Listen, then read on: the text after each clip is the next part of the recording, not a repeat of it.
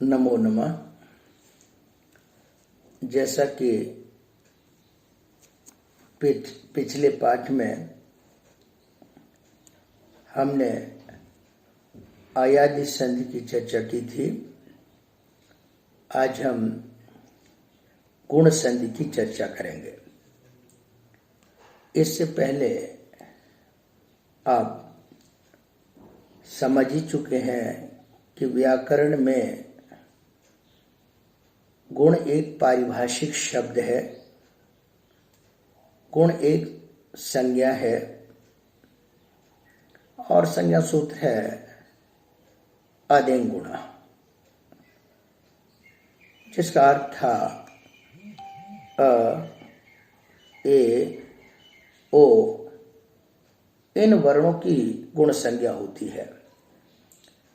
तो जब कभी हम व्याकरण में गुण करेंगे तो इन्हीं तीनों वर्णों में से कोई एक वर्ण गुण के रूप में प्रयोग करेंगे। तो आज हम गुण विधायक सूत्र की चर्चा करेंगे, लेकिन गुण विधायक सूत्र की चर्चा करने से पहले आप यह ध्यान रखें कि एक अधिकार सूत्र है एकः पूर्व परयो,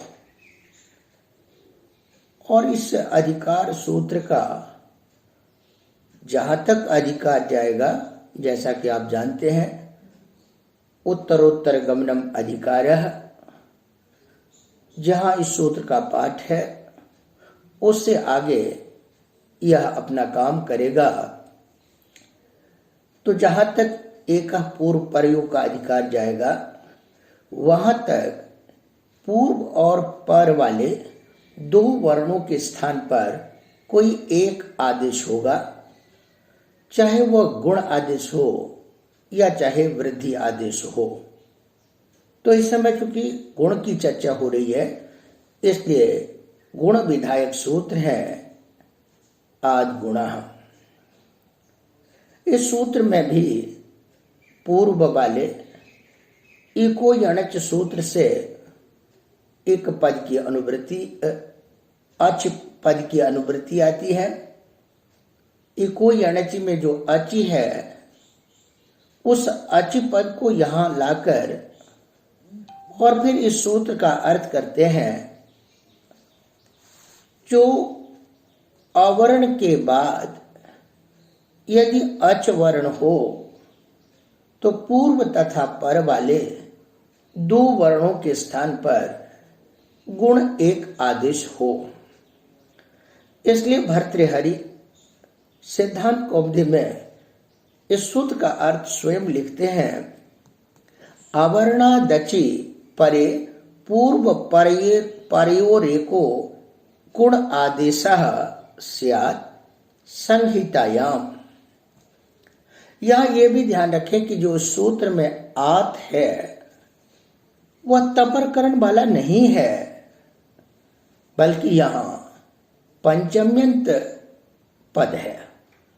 जैसे राम के पंचमी के एक वचन में बनता है रामात, ऐसे ही यहां पर ओ वर्ण के पंचमी में बनता है आत, इसलिए अ का अर्थ हो जाता है अवर्णात।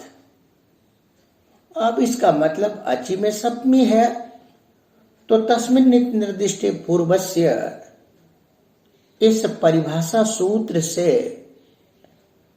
अव्यवहित पूर्व अर्थ बोध होगा।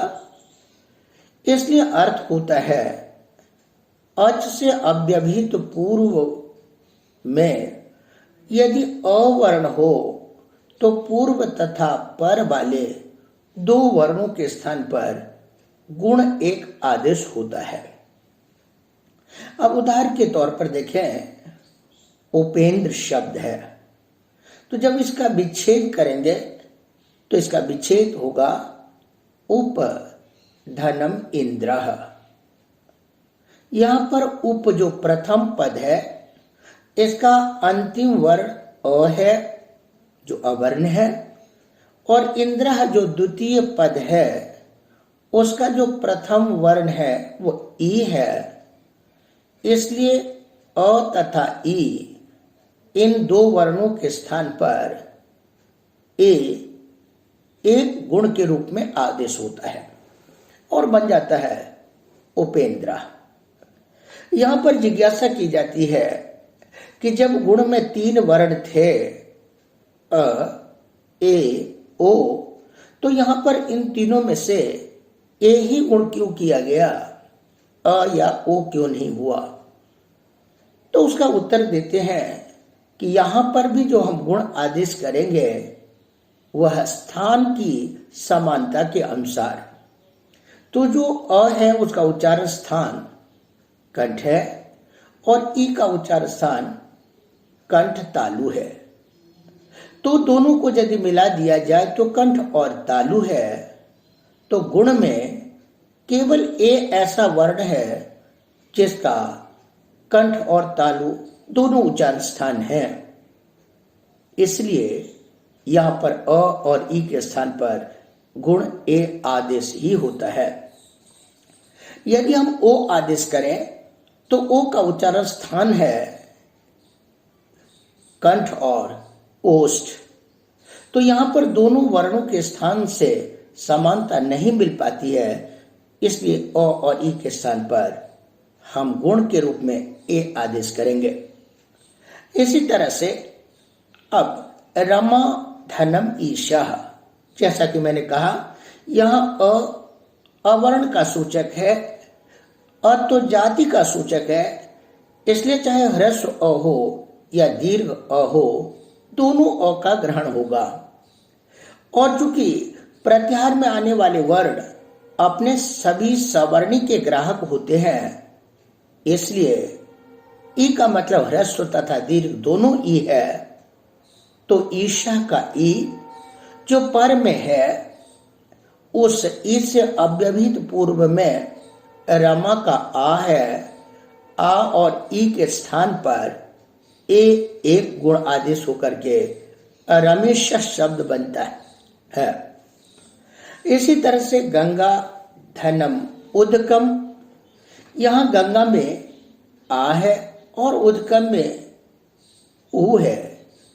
आ और ऊ इन दोनों वर्णों का उच्चारण स्थान ओष्ठ है, इसलिए गुण में जो ओ वर्ण है उसके स्थान पर, उन दोनों के स्थान पर हम ओ गुण के रूप में आदेश करेंगे और बन जाएगा गंगोदकम। इसी तरह से यहां पर ए और ओ इन दोनों के उदाहरण दिए गए हैं। मैंने आपको पिछले पाठ में बताया था कि जो आदेंग गुण है इसमें तपर करण है। इसके परिणाम स्वरूप जब कभी आप गुण करेंगे तो 2 मात्रा वाला ही ए गुण होगा और 2 मात्रा वाला ही ओ गुण होगा। 3 मात्रा वाला ए और 3 मात्रा वाला ओ गुण के रूप में नहीं हो सकता, क्योंकि अत एंग में तपर करण का निर्देश है। अब यहां छात्र जिज्ञासा करते हैं गुण का पहला वर्ण तो अ था, तो पहले अ का उदाहरण क्यों नहीं बताया गया? तो आप ये ध्यान रखें, री के स्थान पर गुण होता है अ, लेकिन री के भेद तो 30 बताए जा चुके हैं, क्योंकि री और ली की सवर्ण संज्ञा होती है।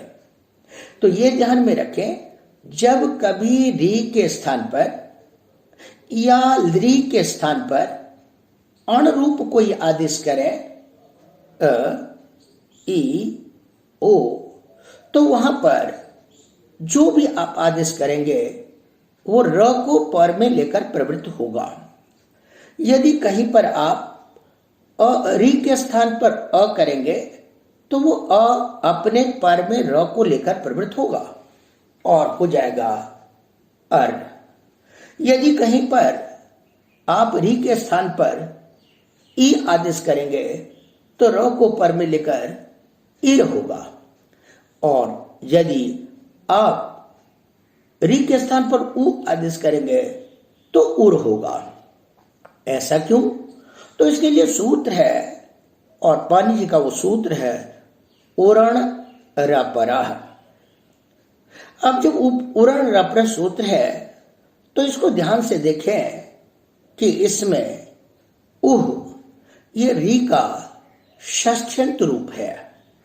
जैसे पितृ शब्द का षष्ठी में एक वचन में पितुः बनाते हैं, इसी तरह से री का षष्ठी में उह होगा और री के षष्ठी में भी उह ही होगा।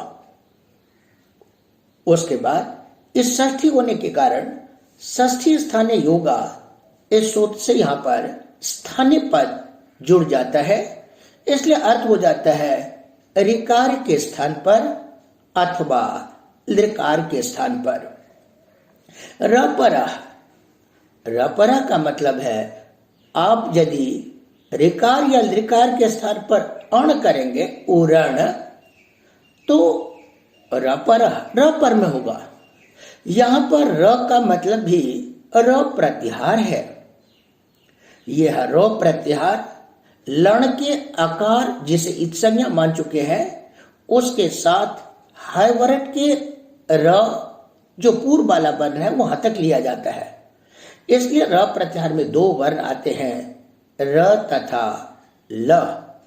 तो स्थान की समानता के कारण जब री के स्थान पर कोई आदेश करेंगे तो मूर्धा स्थान की समानता के कारण रपर होगा, और री के स्थान पर कोई आदेश करेंगे तो स्थान की समानता के कारण वहां पर लपर होगा। इसलिए ये ध्यान में रखें, जब कभी री के स्थान पर गुण करना होगा तो अर, और री के स्थान पर गुण करना होगा तो अल होगा। इसी तरह से जब आगे वृद्धि में री के स्थान पर आ करेंगे तो आर, और री के स्थान पर आ वृद्धि करेंगे तो आल होगा। तभी तो पतंजलि ने अपने महाभाष्य में कहा है ऋकारस्य गुण वृद्धि अरारावेव, अर्थात ऋकार के गुण या वृद्धि आप क्रमशः अर एवं आर ही करें।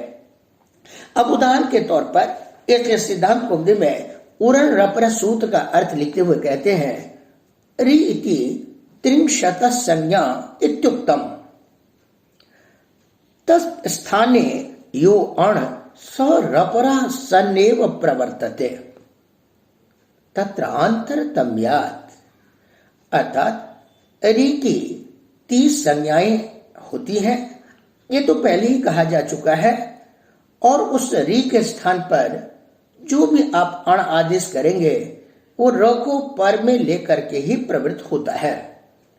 यदि री और ले की सवर संज्ञा माने तो आप री के स्थान पर जब करेंगे तो र पर, और ली के स्थान में जब करेंगे तो लपर के साथ प्रवृत्त होगा। उदाहरण के तौर पर कृष्ण धन धनम रिद्धि है।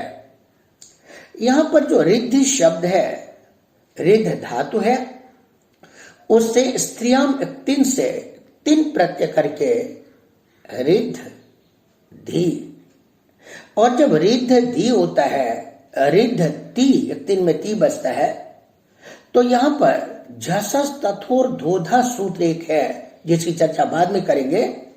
वो कहता है झस से पर त या थ हो तो उसे ध आदेश हो जाए, तो रिद्ध में ध से पर में जो त है तीन प्रत्यय का त उसे ध हो जाता है, तो रिद्ध धी।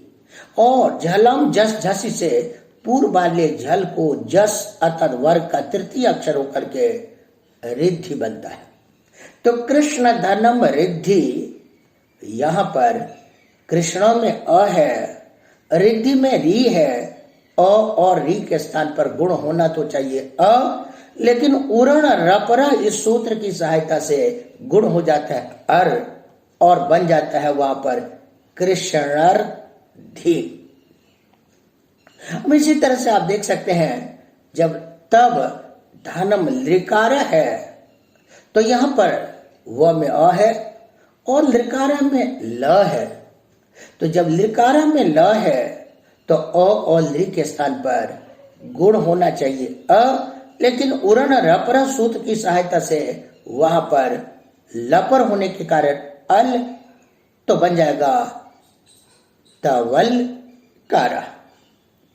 कृष्णार्धि का अर्थ स्पष्ट है, कृष्ण की रिद्धि अर्थात संपत्ति। और तबलकार का अर्थ छात्र पूछा करते हैं तेरा लृकार, तव धनम लृकारः, तो बन जाएगा तबलकारः, मतलब है तेरा लृकार। अब जब कृष्णार्थी गुण कर दिया गया तो कृष्णार्थी, यहां पर आपने पहले एक सूत्र द्वित्व वाला पढ़ लिया है, अचोरहाभ्यम द्वे। अब वो कहते हैं अच से पर यदि र और ह हो और उसके बाद यर हो तो आप यर को द्वित्व कर लें। तो कृष्णार्थी में ण के बाद अ है, अच है, और उसके बाद रेफ है, और उसके बाद यर ध है।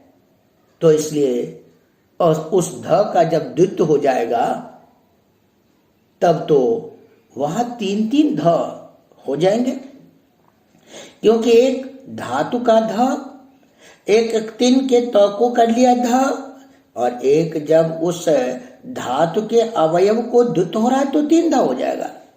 कहते आप चिंता न करें, एक सूत्र है झरोझरी सवर्णे। अब झरोझरी सवर्णे, इस सूत्र में हलह पद की अनुवृत्ति आती है।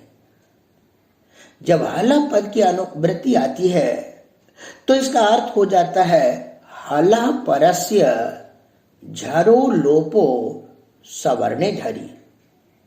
सिद्धांत कौमुदी में स्वयं भट्टोजी दीक्षित ऐसा अर्थ करते हैं। तो जो कृष्णर है उसमें र हल है, उसके बाद झर ध है, उसके बाद समान झर भी ध है, तो एक ध का लोप कर लेंगे। अर्थात अभी द्वित्व के कारण जो हमने एक ध किया है, हम एक ध का द्वित्व कर लेंगे।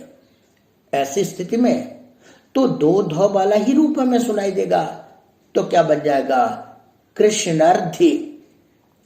परंतु झरोझरी सवर्ण से ध का द्वित्व विकल्प से होता है, तो जब द्वित्व नहीं करेंगे तब भी दो ध, क्योंकि एक धातु का अवयव ध और एक तिन का ध। तो द्वित्व भावे, द्वित्व जब आप न करें और द्वित्व करने के बाद आप एक ध का लोप कर दें, तो ऐसी स्थिति में यहां पर आपको द ध वाले रूप मिलेंगे, यानी तीन ध आपको नहीं मिल सकते। लेकिन ऐसी स्थिति में अब कहते हैं आप ध का द्वित्व न करेंगे तो धातु वाला एक द रहेगा जो झलाम जस से जस्त हो चुका है, और ध, तो वहां श्रूयमान तो आपको एक ध मिलेगा और एक द में परिवर्तित रहेगा।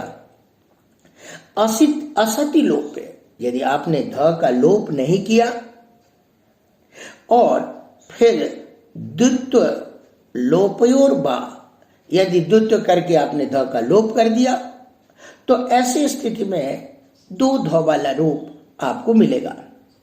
सति द्वित्व, आपने द्वित्व भी कर लिया और फिर ध का लोप भी नहीं किया, तो ऐसे में तीन ध वाले रूप आपको मिलते हैं।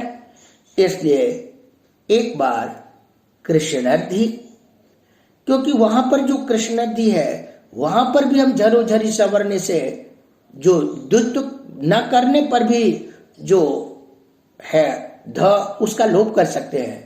तो एक बार तो एक ध वाला कृष्णार्थी, और एक बार द्वित्व न करे और लोप भी न करे तो दो ध वाला कृष्णार्थी, और एक बार आप द्वित्व तो कर लें परंतु ध का लोप न करें तो कृष्णार्थी। इस तरह से इसके तीन रूप बन जाते हैं। इसी प्रकार जब तबल कारक की चर्चा करते हैं तो यहां पर एक वार्तिक जिसकी चर्चा हमने की थी, यणो मयो द्विवाच्य। यहां पर व्याख्याकार कहते हैं कि हम चाहें तो यहां पर मैं को षष्ठी और यण को पंचमी कर लेंगे, तो फिर तो अर्थ हो जाएगा मय से पर जो यण उसको द्वित हो, तो तबल कारह में मय के बाद जो द्वित्व यानी यण, आप उसको नहीं बल्कि यण से पर में जो मैं उसको द्वित हो, तो ऐसे में यण हुआ ल, उससे पर में मय हुआ क, तो क को द्वित हो जाएगा। और तो इस तरह से फिर यदि आप अनच से अच से पर यर को द्वित करें तो तवल कार्य में जो व का अ है उससे पर में यर हुआ ल, तो ल का द्वित हो जाएगा। तो ऐसे में दो ल और दो क भी हो सकते हैं। लेकिन यदि केवल क को द्वित किया और ल को द्वित नहीं किया तो एक ल और दो क वाले रूप होंगे। यदि आपने ल को तो द्वित कर लिया, क को द्वित नहीं किया, तो दो ल और एक क होंगे। लेकिन आप न तो ल को द्वित किए और न ही क को द्वित किए, तो वहां पर एक ल और एक क वाले रूप होंगे। इसलिए मूल में ही लिखते हैं रूप चतुष्टयम। इसके चार रूप बनते हैं, द्वित्वम लस्यैव कस्यैव। यदि ल और क दोनों को द्वित करें तो दो ल दो क वाला। नो भयोरुभयोरपि, यदि आप दोनों में से किसी को द्वित न करें तो एक ल एक क वाला। और यदि दोनों को द्वित कर दे तो दो ल और दो क वाला। तवल्लकारादिषु बुधैर्बोध्यम रूप चतुष्टयम। इसलिए विद्वान व्यक्ति तवल्लकार आदि रूपों में चार रूप समझे। तो इस तरह से जो गुण संधि है, ये इस तरह के और भी उदाहरण जहां कहीं आपको मिले आप गुण कर सकते हैं, क्योंकि उदाहरण तो एक समझाने के लिए दिया जाता है और उस तरह के उदाहरण आपको जहां कहीं भी मिले आप गुण संधि कर सकते हैं। अब मैं वृद्धि संधि की भी चर्चा इसी पाठ में करना चाहूंगा। जैसा कि आपने देखा कि व्याकरण में आ, ऐ, औ इन तीन वर्णों की वृद्धि संज्ञा होती है। वृद्धि राधई सूत्र आप पहले पढ़ चुके हैं। तो जब आपको पता चल जाएगा कि व्याकरण में आ, ऐ, औ इन तीनों वर्णों की वृद्धि संज्ञा होती है, तो फिर वृद्धि विधायक सूत्र की चर्चा करना आवश्यक होगा। तो उसके लिए सूत्र है वृद्धि रेचि।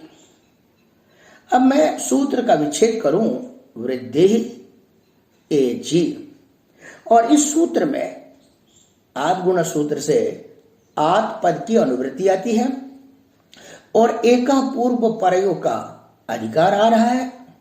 इसलिए सूत्र का अर्थ हो जाता है आदेचि परे वृद्धि रेखा देशस्यात् गुणापवाद, अर्थात